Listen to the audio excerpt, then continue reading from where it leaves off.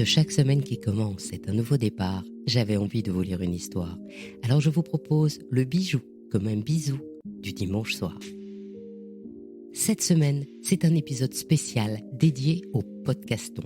Ce premier événement altruiste des podcasts francophones vous permet pendant toute la semaine d'écouter plus de 350 podcasts qui se mobilisent chacun en faveur d'une association afin de doper les dons.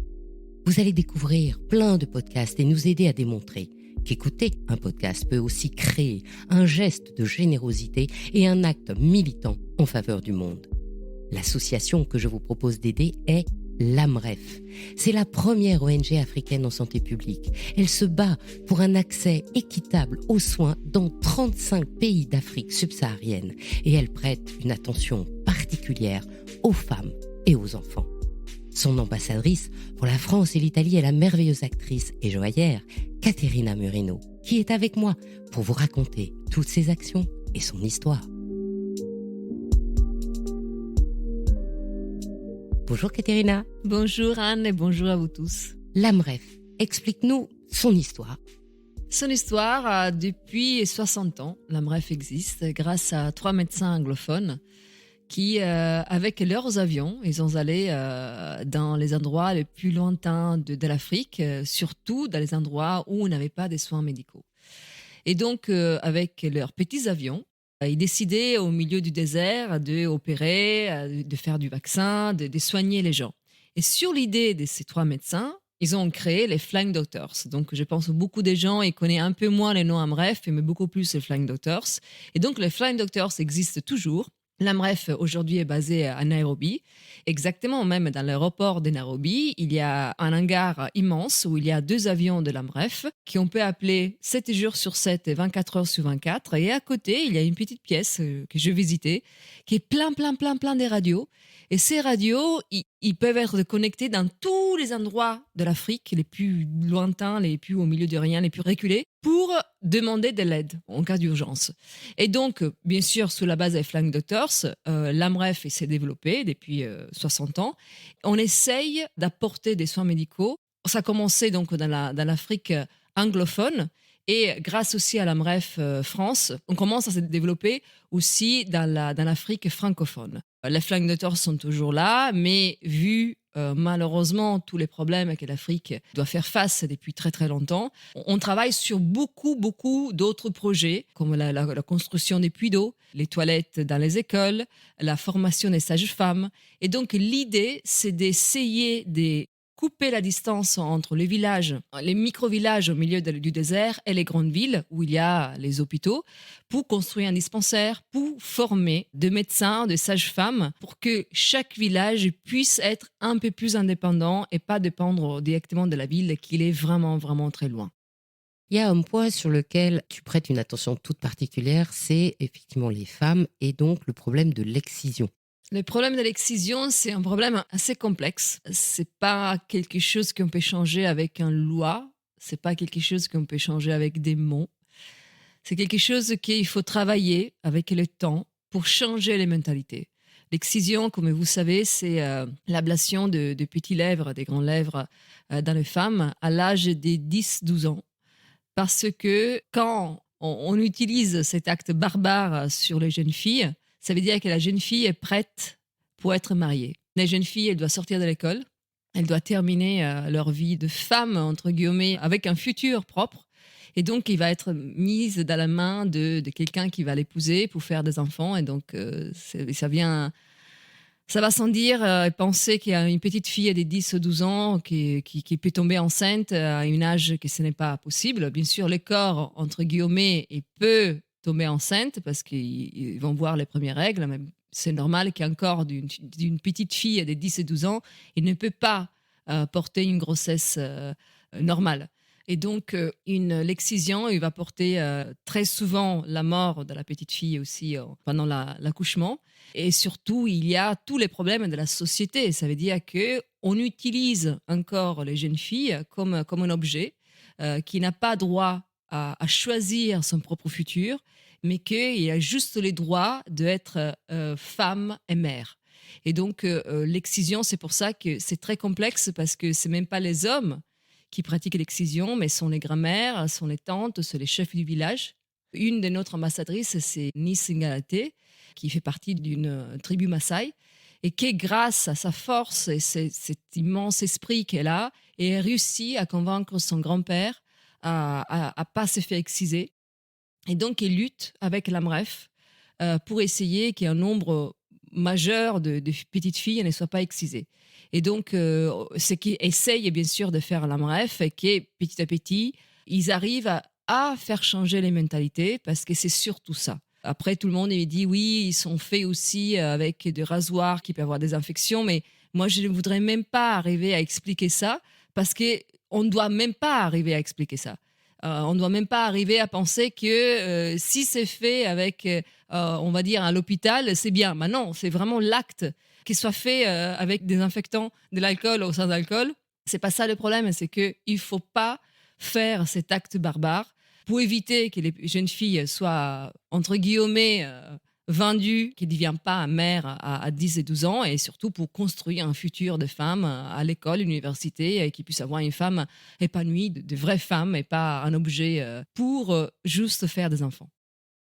Pour justement faire changer les mentalités et accompagner ces femmes, tu es très sensible à un programme spécifique qui s'appelle le programme de formation des sages-femmes. Alors, les sages-femmes, pour nous, dans nos vies normales, entre guillemets, si je peux dire normales, pardonnez-moi ce mot, on les connaît seulement au moment de l'accouchement aux hôpitaux. Et en fait, la sage-femme est extrêmement importante parce qu'elle s'occupe du planning familial, elle s'occupe d'être à côté d'une femme enceinte, d'être à côté de toutes les jeunes filles du village pour la formation sexuelle qui, bien sûr, est un peu inexistante dans les écoles. La protection pour les sida, la protection pour ne pas tomber enceinte.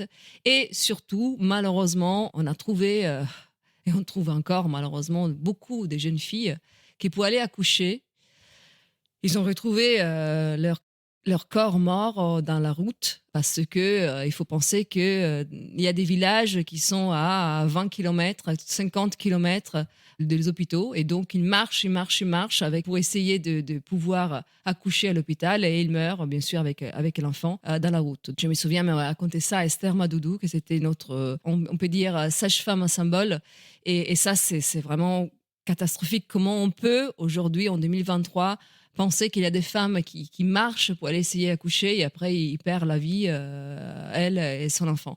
Et donc la sage-femme, en plus tous les problèmes bien sûr qu'on peut avoir pendant l'accouchement, avec une sage-femme présente dans les villages, on peut éviter tous ces problèmes-là.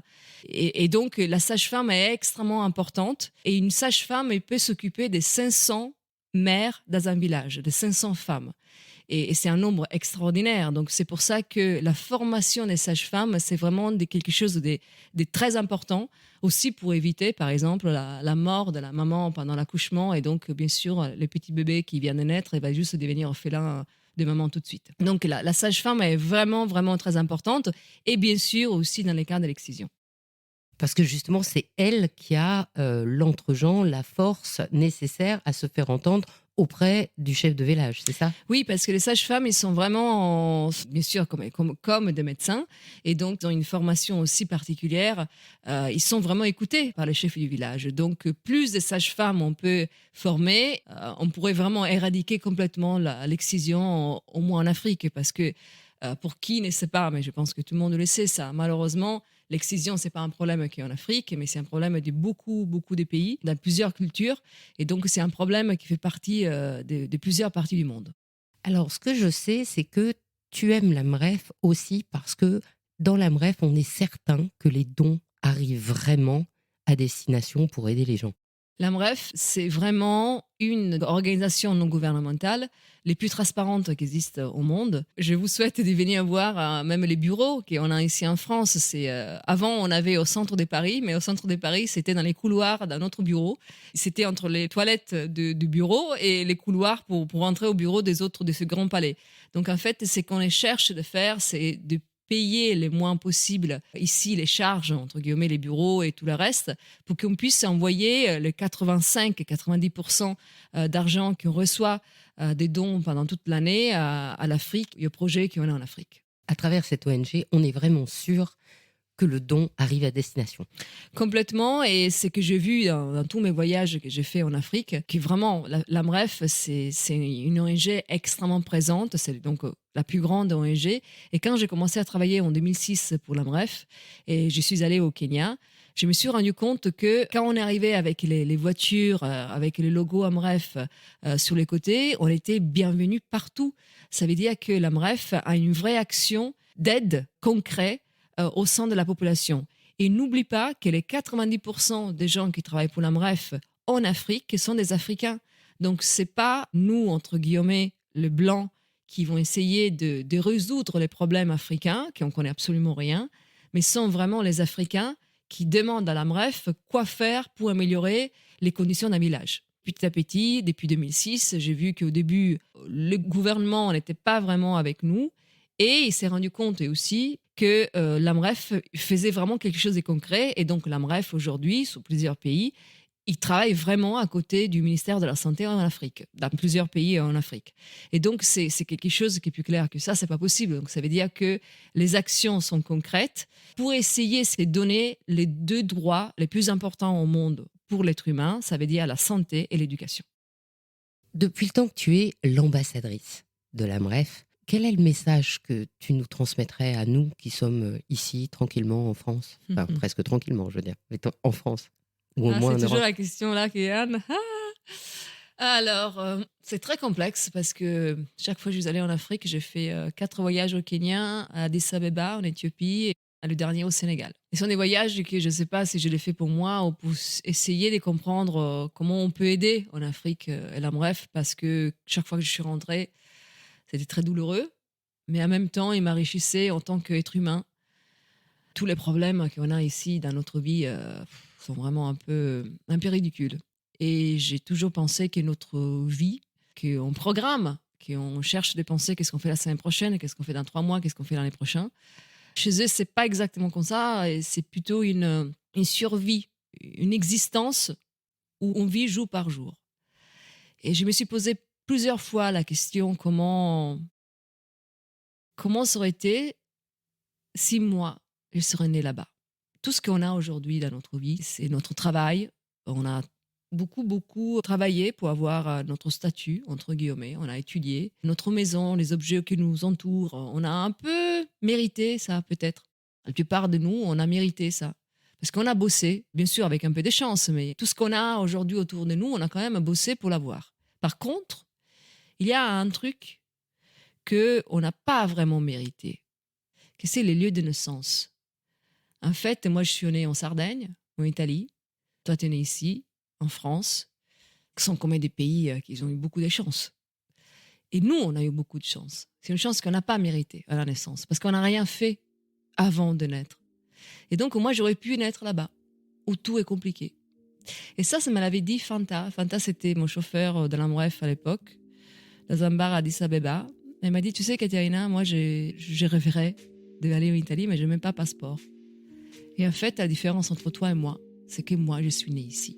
Et toi, tu es née là-bas. Eh bien, merci, Caterina. J'espère que cette émission va pouvoir toucher beaucoup de gens. Je suis Anne Desmarais de Jotan et je donne une voix aux bijoux chaque dimanche. Si avec Caterina Murino, nous vous avons donné envie d'aider l'AMREF, vous avez plusieurs solutions. Alors rassurez-vous, je vous mettrai tous les liens dans la page du podcast. Donc vous pouvez, sur le site du Podcaston, podcaston.org, faire directement un don pour l'AMREF. Vous pouvez aussi être généreux et souscrire une promesse de don pour toutes les associations dont vous auront parlé tous les podcasts participant à cette semaine altruiste. Et si vous avez aussi envie d'un bijou, la bague Fili di Vento de Caterina Murino est dédiée à l'AMREF et leur vente participe spécifiquement à former des sages-femmes. On compte sur vous. On compte sur vous, merci. Et aussi partagez l'épisode sur les réseaux sociaux pour faire appel à tous les possibles donateurs de votre réseau. La semaine prochaine, je vous retrouve sur le podcast thématique « Il était une fois le bijou » pour le 4e et dernier épisode consacré aux bijoux de l'île de la Réunion. Le 9 mars, notre rendez-vous sera sur ce podcast et la semaine suivante, le 16, ce sera sur le podcast Brillante. Je vous souhaite une jolie semaine, à la semaine prochaine et plein de bijoux, comme un bisou. Au revoir. Au revoir.